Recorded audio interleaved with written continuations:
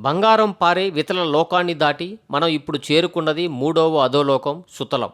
మిగతా లోకాలన్నీ వేరు, ఈ లోకం వేరు. ఇది పాతాళంలో భాగమే అయినా ఇక్కడ రాక్షసత్వం ఉండదు, కేవలం దైవత్వం ఉంటుంది. ఇంద్రుడు పాలించే స్వర్గం కంటే ఈ సుతలం చాలా గొప్పదని, ఎక్కువ సుఖభోగాలతో కూడుకున్నదని పురాణాలు ఘోషించి చెబుతున్నాయి. మరి అంతటి లోకాన్ని పాలిస్తున్న రాజు ఎవరు? ఒకప్పుడు ముల్లోకాలను గడగడలాడించిన వీరుడు, దాన గుణానికి మారిపేరు బలిచక్రవర్తి. అసలు బలిచక్రవర్తి పాతాళానికి ఎందుకు వచ్చాడు? కథ మనందరికీ తెలిసిందే. ప్రహ్లాదుని మనవడైన బలి అసుర చక్రవర్తి అయిన గొప్ప విష్ణు భక్తుడు. అతని దాన గుణాన్ని పరీక్షించడానికి శ్రీ మహావిష్ణువు వామనుడి రూపంలో వచ్చాడు. 3 అడుగుల నేల అడిగాడు. బలి సరే అన్నాడు.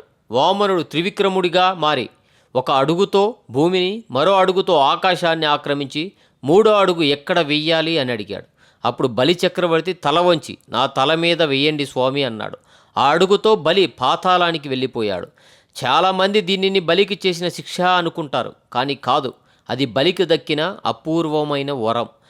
ఆ దానానికి మెచ్చిన విష్ణువు ఇంద్రుడికి కూడా దక్కని ఈ సుతల లోకాన్ని బలికి బహుమతిగా ఇచ్చాడు.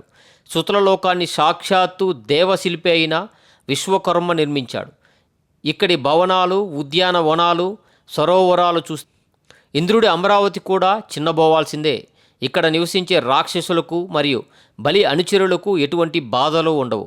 ఆకలి, దప్పిక, ముసలితనం, నిద్రలేమి వంటివి ఇక్కడ దరిచేరవు. భూకంపాలు రావు, గ్రహాల ప్రభావం అస్సలు ఉండదు. కాలం ఇక్కడ చాలా నెమ్మదిగా, ఆనందంగా గడుస్తుంది. బలిచక్రవర్తి తన పరివారంతో కలిసి అత్యంత వైభవంగా ఇక్కడ నివసిస్తున్నాడు. కానీ సుతల లోకం యొక్క నిజమైన ఐశ్వర్యం భవనాలు కాదు, బంగారం కాదు. ఈ లోకానికి ఉన్న సెక్యూరిటీ గార్డ్ ఎవరో తెలుసా? సాక్షాత్తు ఆ శ్రీమన్నారాయణుడే. బలిచక్రవర్తి భక్తికి బందీ అయిన భగవంతుడు నీకు ఎప్పటికీ రక్షణగా ఉంటాను అని మాటిచ్చాడు. అందుకే తన సుదర్శన చక్రాన్ని, గదను ధరించి వామనుడు బలిచక్రవర్తి కోట గుమ్మం దగ్గర ద్వారపాలకుడిగా నిలబడి ఉంటాడు. ఊహించండి, ముల్లోకాలను పాలించే దేవుడు ఒక భక్తుడి ఇంటికి వాచ్మెన్ లాగా నిలబడడం అంటే బలిచక్రవర్తి ఎంత గొప్ప పుణ్యం చేసుకున్నాడో. బలిచక్రవర్తి ఎప్పుడు బయటికి వచ్చినా భగవంతుడు అతనికి దర్శనం ఇస్తూనే ఉంటాడు. దీనికి సంబంధించిన ఒక ఆసక్తికరమైన కథ ఉంది.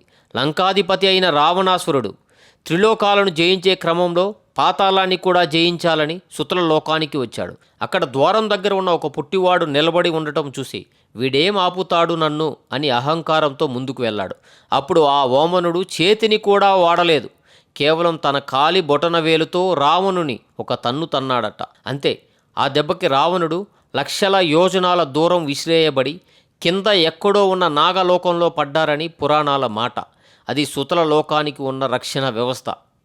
సుతలం అనేది శిక్షా ప్రదేశం కాదు, అది భగవంతుడు తన భక్తుడిని దగ్గర నుండి చూసుకునే ప్రేమ సామ్రాజ్యం.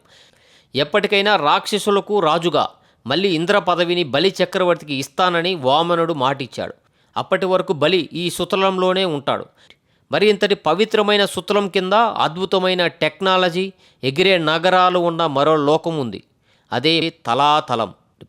దాని గురించి వచ్చే ఎపిసోడ్లో తెలుసుకుందాం. జై శ్రీమన్నారాయణ.